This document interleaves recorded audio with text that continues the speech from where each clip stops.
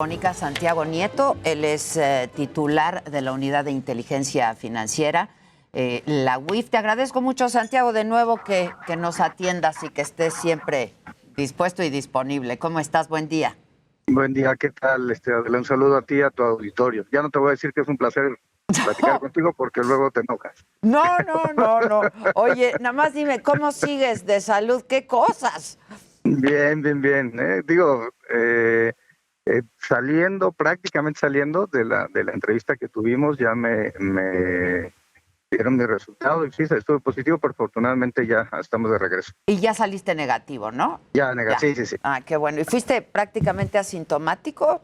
Sí, prácticamente. Oye, ¿y no dejaste de chambear? Bueno, seguí viendo algunos temas y bueno, pues dándole continuidad a lo que habíamos platicado, ¿no? En realidad. Pues sí, y justo por eso yo te quiero preguntar. Ayer anunciaste el congelamiento de cuentas de Francisco Javier García Cabeza de Vaca. ¿Por qué? ¿Por qué le congelaron las cuentas, Santiago? Porque desde el origen de la investigación habíamos detectado, a partir de las solicitudes de la Fiscalía General de la República, que había una transferencia de recursos que no necesariamente eran explicables. Primero, sí, lo del departamento, que fue lo primero que salió, después la venta del departamento, pero después las empresas resultaron ser empresas fachadas, las que le habían surtido de suministrado los recursos, y después encontramos que había empresas contratadas con el gobierno del Estado que terminaban transfiriendo el dinero a particulares, y particulares al propio Francisco Cabeza de Vaca. Esto se sumaba pues, a la adquisición de bienes inmuebles en Estados Unidos, la adquisición de bienes muebles de un rancho, inclusive, y pues fue parte de la información que se presentó a la Fiscalía General de la República, después que la Fiscalía llevó a la sección instructora y finalmente ahora al juez de control. Como recordamos, nos tocó tanto al procurador fiscal como a mí parecer como testigos en el caso que llevó la Fiscalía a la sección instructora, y el Pleno de la Cámara de Diputados le retiró la inmunidad constitucional al gobernador de Tamaulipas, y esto permitió a la Fiscalía proceder penalmente en su contra y a nosotros hacer el aseguramiento correspondiente, pensando que eventualmente pueda haber con el congelamiento de cuentas, una eventual reparación del daño a partir de la extinción de dominio que pudiera en su momento llegar a decretarse por un juez. Oye, Santiago, en este caso de Cabeza de Vaca, ¿la Fiscalía te pidió la investigación o fueron ustedes, la Unidad de Inteligencia Financiera, la que encontró estos movimientos? El primer requerimiento es de la Fiscalía, así hay que decir, eso fue en marzo de 2020. Y hubo una serie de requerimientos, tres, que después del tercero, nosotros para julio de 2020, ya habíamos encontrado, digamos, indicios de operaciones ilícitas y lo vinculábamos al delito precedente de enriquecimiento ilícito. Al final, la Fiscalía termina solicitando por delincuencia organizada y por lavado de dinero la orden de aprehensión. Nosotros lo habíamos denunciado por lavado de dinero vinculado con enriquecimiento ilícito.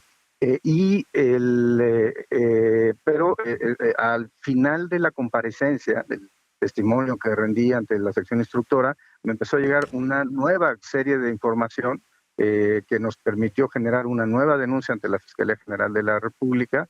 Y bueno, también recibimos el dato de la contratación de este despacho en Estados Unidos, en donde habían puesto a la Casa de Gobierno del Estado de Tamaulipas para recibir información, y que nos llevó a presentar una nueva denuncia por peculado.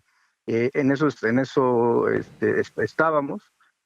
Hubo una solicitud incluso de información de una agencia norteamericana, y bueno, esto nos ha llevado a mantener el trabajo coordinado con las distintas instancias. Creo que hay que reconocer a CEIDO la actividad que ha llevado en este caso y a la Fiscalía General de la República. Y bueno, por supuesto que hay muchos debates, pero entre ellos creo que es importante señalar que es acorde a los principios de la Constitución. Ahora, dime algo. Tú has hablado de la posible utilización de recursos ilícitos para campañas electorales. ¿Esto se hizo también con el gobernador de Tamaulipas? A ver, efectivamente, de hecho lo comentamos en aquella entrevista, el trabajo coordinado con el INE en esta materia. Los resultados de las investigaciones se las hemos dado al INE y ellos pues procederán conforme a sus propios tiempos y procedimientos en materia de fiscalización. Incluso, como te comenté en aquella ocasión, se revisan a todas las candidaturas, se revisan los proveedores del instituto registrados ante el Instituto Nacional Electoral para evitar que haya financiamiento ilícito en las campañas. Y el ejemplo que te pone que creo que es muy importante es evitar una nueva operación Zafiro, por ejemplo, o evitar que hubiera empresas fachada que fueran utilizadas para sacar dinero del Estado mexicano, cualquier área, y de ahí a las campañas.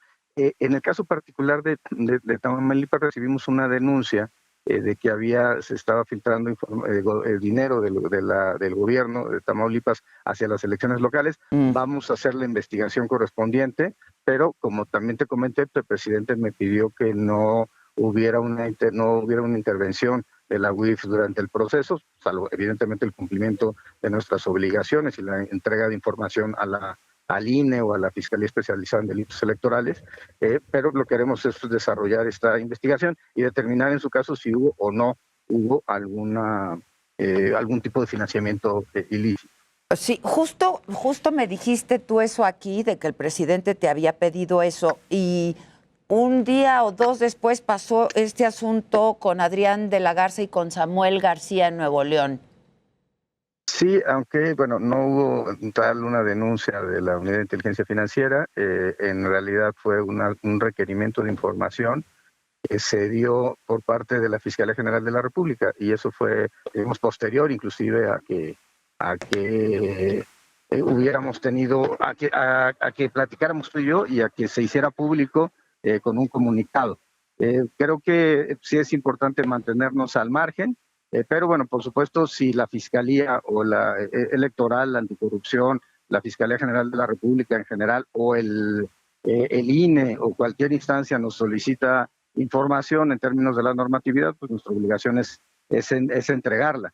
Y creo que podría servir para efecto de que en su caso el Tribunal Electoral declarara la nulidad de una elección por rebase de topes de gastos de campaña o por financiamiento ilícito a las campañas, en términos de nuestra propia Constitución. Pero claro, eso le corresponderá a las instancias electorales, y yo sí soy muy respetuoso de la autoridad electoral y de los tiempos de fiscalización.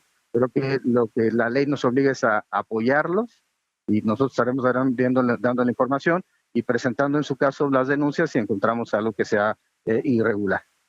Estamos conversando con Santiago Nieto, titular de la Unidad de Inteligencia Financiera. Oye, Santiago, ¿están investigando a Mexicanos contra la Corrupción? No. No hay nada. No. Lo digo por lo que ha estado difundiendo el presidente esta semana en las mañaneras, pero no se está investigando. No, nosotros tenemos un modelo de riesgo. Si detectamos cualquier tipo de irregularidad en el modelo de riesgo, presentamos pues las denuncias correspondientes. Me habías preguntado en alguna ocasión sobre el tema de Latinus. Ajá. Mi respuesta fue la misma. O sea, no hay temas vinculados con libertad de expresión donde no nos podemos meter. Sería un error. Claro, si hay contratación gubernamental que desvía recursos, eso es otra cosa, pero pues estaremos hablando de otro momento de la actividad financiera. No, evidentemente, pues los temas que tienen que ver con contratación de personas que pues, ejercen su profesión pues, de manera libre y que pues, evidentemente pues, nosotros no tendremos una investigación contra ellos. Ya. No, yo creo que lo importante es, en este caso en particular, pues señalar que la Fiscalía nos requirió información y a partir de ahí se presentaron las denuncias y que pues ya hay decisiones de varias áreas del Estado mexicano, la Unidad de Inteligencia, la Fiscalía General de la República, se ha ido en particular un juez de control, la propia sección instructora, el Pleno de la Cámara de Diputados, quienes se han pronunciado respecto a estas probables irregularidades. Al final del día hay un sistema constitucional y creo que este es el que tiene que regirnos. Santiago Nieto, muchas gracias y hasta la próxima. Estaremos en contacto si me lo permites. Muchas gracias. Buen día. Buen día. Gracias. Bueno.